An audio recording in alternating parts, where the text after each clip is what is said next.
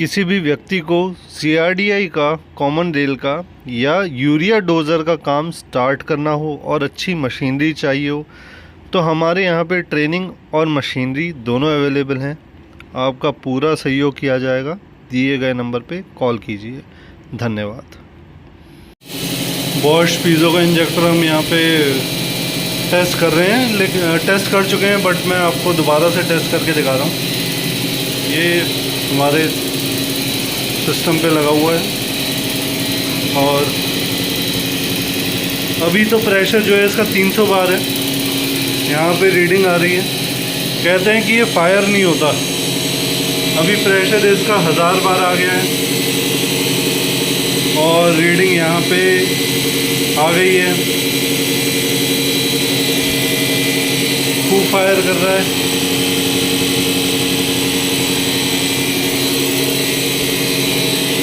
अभी इसके बाद जो है नेक्स्ट रीडिंग जो है इसकी फुल लोड की है। प्रेशर है इसका 1600 बार और यहाँ पे भी रीडिंग आ गई है। खूब फायरिंग हो रही है, कोई दिक्कत नहीं है। तो किस तरीके से ये इंजेक्टर रिपेयर करना है, कैसे जो है हम इसकी असेंबली करें, ये आज इस वीडियो में हम देखेंगे। ये इसकी वापसी है, बिल्कुल ओके आ रही है। अगली रीडिंग देखते हैं।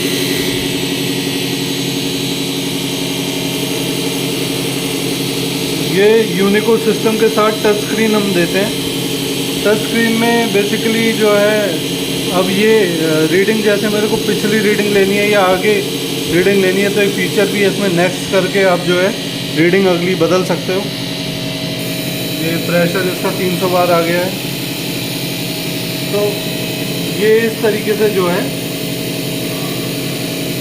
आप देख सकते हैं कि कैसे जो है हमें यहाँ पे काम करना है। अभी हम आगे वीडियो में डिस्कस करेंगे। इंजेक्टर को हम सबसे पहले वाइस पे लगाएंगे और इसको डिसमेंटल करेंगे। डिसमेंटल करने के लिए आपको 15 की गोटी चाहिए होगी।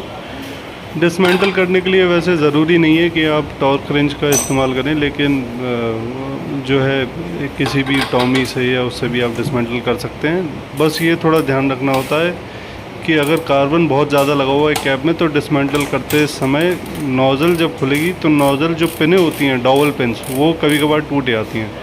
तो जो हैमर होता है लाल रंग का, जो सॉलिड हैमर नहीं होता, फाइबर का बना होता है, उससे थोड़ा सा पंच कर सकते हैं कैप को, फिर डिसमेंटल करना, ताकि कार्बन जो है लूज़ हो जाए और पिन टूटने की संभावनाएं कम हो जाए। जो इसकी कैप है उसका टॉर्क 50 to 60 न्यूटन मीटर आप रखेंगे जब हम टाइट करेंगे।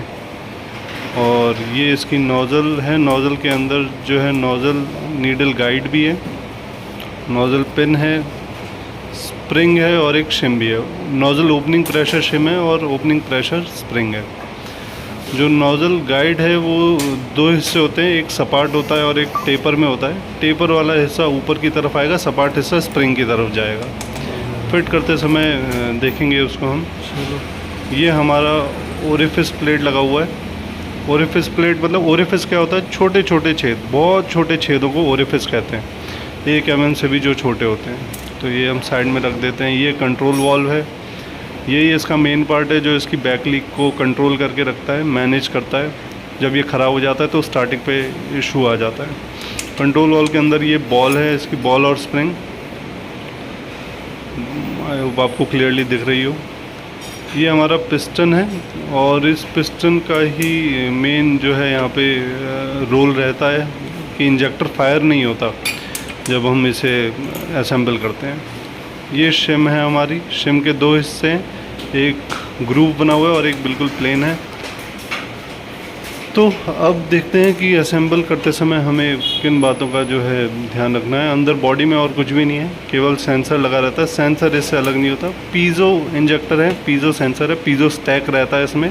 तो पीज़ो स्टैक बेसिकली होता क्या है कि आपका जब करंट दिया जाता है पीज़ो स्टैक को तो वो फैलता है तो पिस्टन को मूवमेंट मिलता है और इंजेक्टर जो है फायर करता है। और जैसे ही शॉर्ट सर्किट होता है दोनों के बीच में, दोनों पिन्स के बीच में, तो उसी वक्त जो है आपका वो स्टैक वापस से कॉन्ट्रैक्ट हो जाता है और फायरिंग रुक जाती है। ये सबसे पहले हम ब्लॉक नट लगाएंगे असेंबल करने के लिए। 19 नंबर का ब्लॉक नट लगेगा, टाइट कर लो इसको अच्छे से। और जो इसकी जितनी भी ओपनिंग है उसको हम बंद करेंगे। जैसे वापसी का जो पाइप है इसमें कुछ भी फंसा करके आप इसको जो है ब्लॉक कर सकते हैं, बस ध्यान रखना अंदर टूटे ना। तो यहाँ हम टूथपिक का इस्तेमाल कर रहे हैं, बिल्कुल एकदम फिक्स बैठ जाती है इसमें। आप किसी भी वायर का इस्तेमाल कर सकते हैं, जैसे लोहे की कोई वायर हो उससे भी आप अंदर डाल करके, जो तार आता है लोहे का उसको डाल के भी इसे ब्लॉक कर सकते हैं। अब इसकी हम फिटिंग चालू करेंगे। फिटिंग स्टार्ट करने के लिए सबसे पहले जो शिम है नीचे वो डलेगी। शिम इस तरीके से डालना है कि ग्रूव वाला हिस्सा नीचे बैठे, और जब हम ऊपर से देंगे तो प्लेन हिस्सा दिखनी चाहिए ऊपर में। ठीक, तो इसको बड़े ध्यान से डालना है। ये डालते समय उल्टी हो जाती है, ये नहीं कि आपने ऐसे करके डाला तो वो उसी तरीके से बैठेगी, ये घूम जाती है। सही है। तो अभी देखिए प्लेन हिस्सा बिल्कुल दिख रहा है हमें साफ साफ। ठीक है, ये इस तरीके से यहाँ पे बैठाना है, और देख लीजिए एक बार। ठीक है, अब यहाँ पे जो पिस्टन है, पिस्टन को हम असेंबल करेंगे, लेकिन पिस्टन को डालने से पहले इसका जो ऊपर का एक सिरा है उसे हम खोल लेंगे। उसका खोलने का रीज़न ये है कि इसके अंदर अभी एयर भर चुकी है, तो अगर मैंने ऐसे ही इसे लगा दिया तो ये जो है ब्लॉक हो जाएगा। तो इसको मैं खोल करके फिर यहाँ पे इसमें असेंबल करूँगा।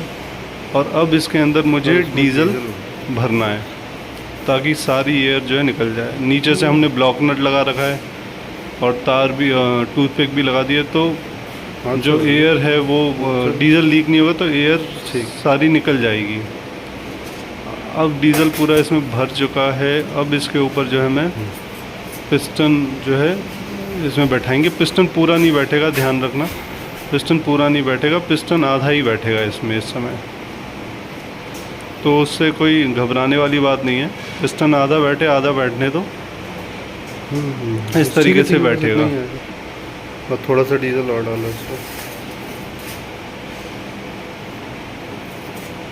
ठीक, अब यहाँ पे मेरे को जो है वॉल्व असेंबल करना है। अब 1 सेकंड तुम रिकॉर्ड करोगे। तो वॉल्व को मैं लगाऊंगा, और वॉल्व बैठाने के बाद पूरा इसमें बैठेगा नहीं, तो इस चीज़ को ध्यान से देखना। अभी आप ध्यान से यहाँ पे देखो, बॉल को बैठाने से पहले उसे पूरा कंप्लीट कर लेते हैं। ये जो बॉल है इसकी इसमें डालेंगे स्प्रिंग के साथ।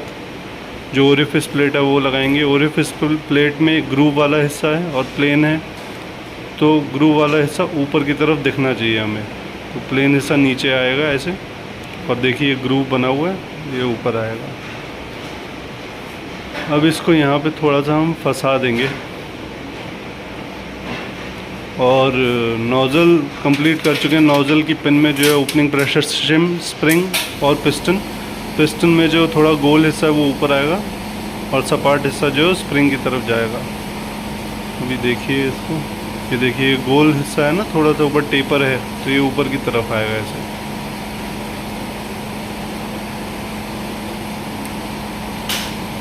एक ही तरीके से बैठेगी, अलग तरीके से नहीं बैठेगी घूम के। ये कैप लगा दिया इस पर जो है पंखे, और इस तरीके से एक स्पेंडल गाइड की हेल्प से आप इसे बैठाएंगे। अब इसकी चूड़ियाँ जो है हमें,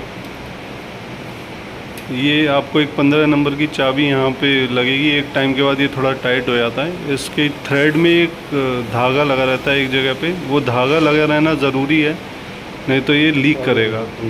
अभी एग्जांपल के लिए है तो इसमें धागा नहीं लगा हुआ है, लेकिन अगर हम गाड़ी पे लगाएंगे तो धागा या एक टेफ्लॉन टेप की एक केबल लेयर जो है वो भी काफ़ी है लीकेज रोकने के लिए। तो 15 नंबर की चाबी से इसको जो है, आपको तब तक नोज़ल नहीं छोड़नी है जब तक टाइटनेस ना आ जाए, घूमना बंद ना करे। अभी आपने इसको बीच में छोड़ दिया तो हो सकता है नोज़ल अपनी जगह से उठ जाए और फिर टाइट करने पे जो है पिने वो टूट जाएँ।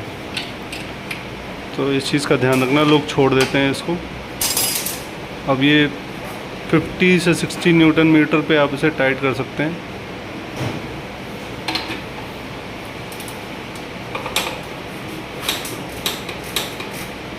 ठीक, अब हम इसको मशीन पे ले आकर के देखेंगे फायरिंग इसकी। इसको लूज़ कर लेते हैं पूरा।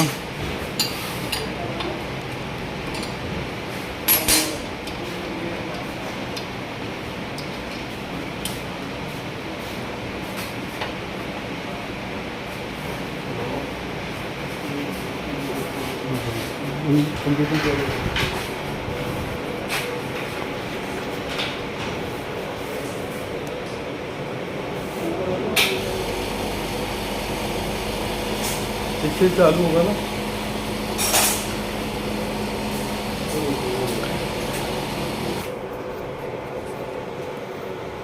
हाँ, यहाँ देखो।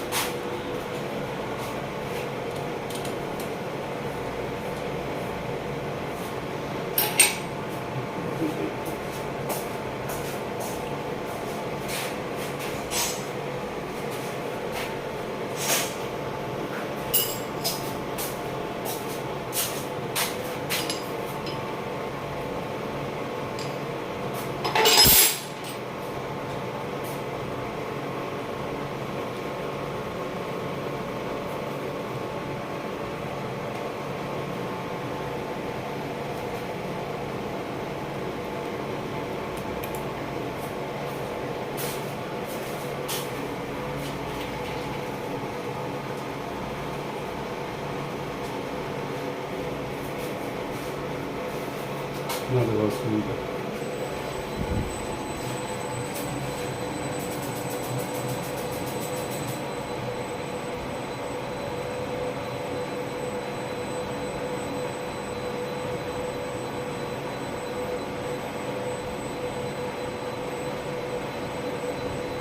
और वहाँ पे देखो ना, वापसी दिखाना भी। अभी यहाँ पे देखिए मशीन चालू करिए, फुल वापसी है इंजेक्टर में इस समय फुल वापसी इसलिए क्योंकि जो हमारा पिस्टन है वो पूरा बैठा नहीं है और उसने बॉल के अंदर जो बॉल है उसको पूरा उठा रखा है, तो वापसी पूरी आ रही है। लेकिन जैसे ही हम स्ट्रोक देंगे, एक्चुएट करेंगे उसे और एक्चुएट होना चालू हो जाएगा,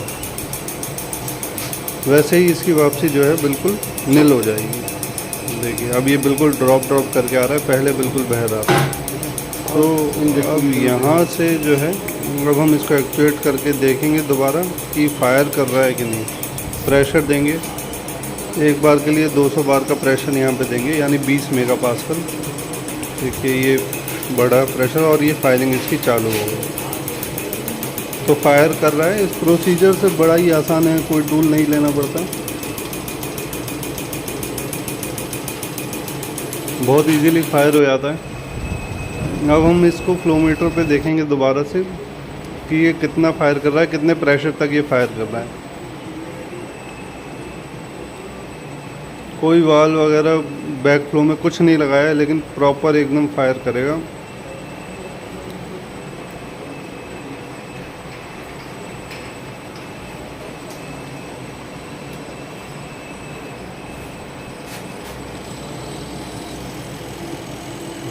वो वाली लगा दो। वाल की ज़रूरत तब पड़ती है ज़्यादा जब एयर अंदर रह जाए। जब एयर एक बार निकल जाती है तो वाल की ज़रूरत पड़ती नहीं है। गाड़ी में वाल की ज़रूरत इसलिए पड़ती है क्योंकि इस इंजेक्टर की जो बैटरी है वो बहुत कम है, और जो पाइप लगा रहता है वो कहीं ना कहीं जो डीजल रिटर्न का पाइप है वो मेन लाइन में जाके मिल जाता है, जैसे एटियोस में पंप पे आता है। अगर वाल नहीं लगा होगा तो एयर आने लग जाएगी, इतनी कम वापसी है। अभी प्रेशर 1000 बार हो गया, पूरा फायर कर रहा है। तो अगर गाड़ी में वाल नहीं लगाया तो एयर जाएगी पंप में एयर जाते ही फिर वो गाड़ी जो है बंद हो जाएगी, खिंचाई हो एकदम डाउन हो जाएगी। इसलिए गाड़ी में वाल की ज़रूरत पड़ती है। मशीन पे भी पड़ती है, ऐसा नहीं है मशीन पे वाल की ज़रूरत नहीं पड़ती है, लेकिन तब पड़ती है जब प्रॉपर फिटिंग नहीं हो पाती है, एयर अंदर रह जाती है, उस समय ज़रूरत पड़ती है।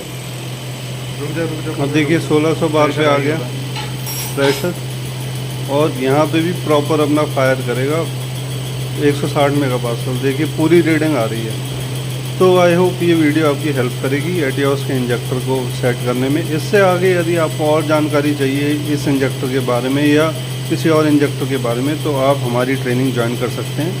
थैंक यू, मिलते हैं नेक्स्ट वीडियो में। Thank you.